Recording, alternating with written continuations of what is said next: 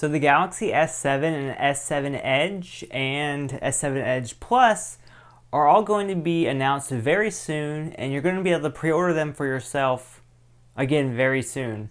So you owe it to yourself to know as much about this device as you possibly can. Luckily for you, I have all of the spoilers.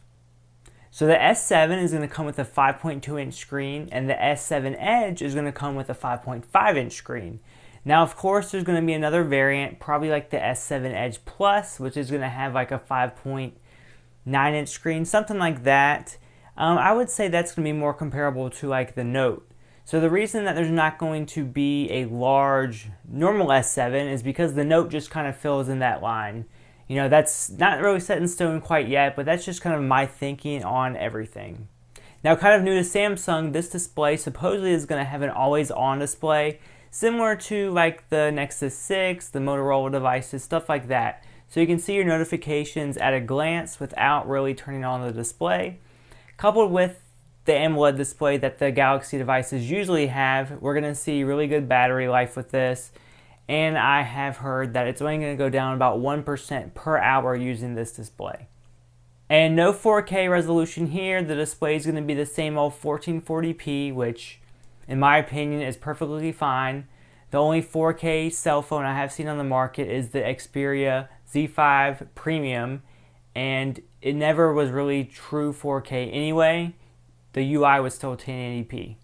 So in this aspect, I'm not disappointed at all. We'll say 4K for the future when it's ready. However, when it does come, it will make the Gear VR that much better. Now, once again, the battery is not removable, so those that love their Galaxy S5, you're going to have to upgrade to the S7. But never fear, the batteries are going to be big. The S7 is going to be 3,000 milliamp hours, and the S7 Edge is going to be 3,600 milliamp hours. So we're going to see some really good battery life there. And just like you would expect in a flagship these days, the phone's going to have 4 gigabytes of RAM, no less, no more. Everything's good there. And we're going to see a 32 gigabyte and 64 gigabyte variant as far as storage goes. I'd like to see a little bit higher. And I'm sure down the road we'll probably see some exclusive colors and variants and see 128 gigabytes, maybe 256 even in a year or so. And in the camera department, some people may see it as a downgrade. We're going from a 16 megapixel in the S6 to a 12 megapixel in the S7.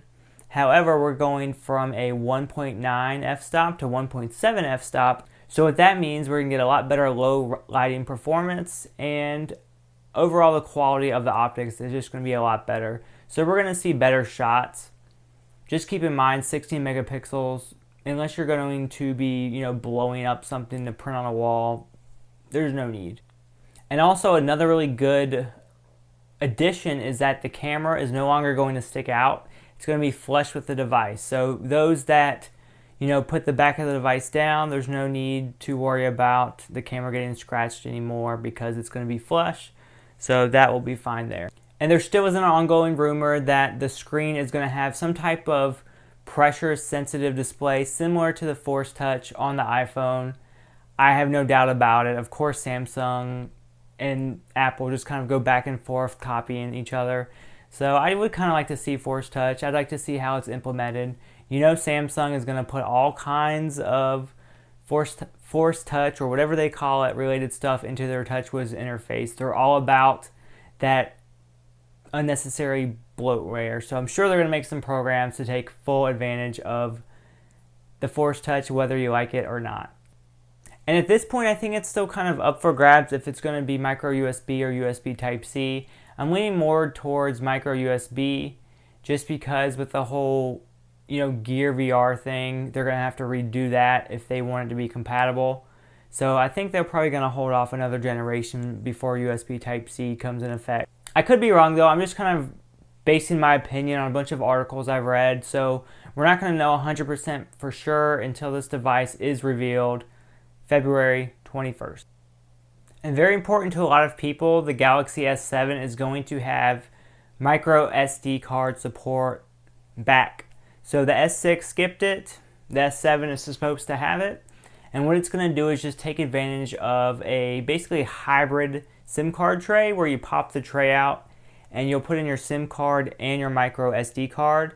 and that allows Samsung to have this support with still having the unibody design. And in addition to another feature that was really amazing in the Galaxy S5, we're going to have water resistance back. Another feature that the Galaxy S6 just totally forgot about. And if it's anything like the Galaxy S6 Active, the S7 can fully take advantage of water resistance without having any type of flaps on the charging port.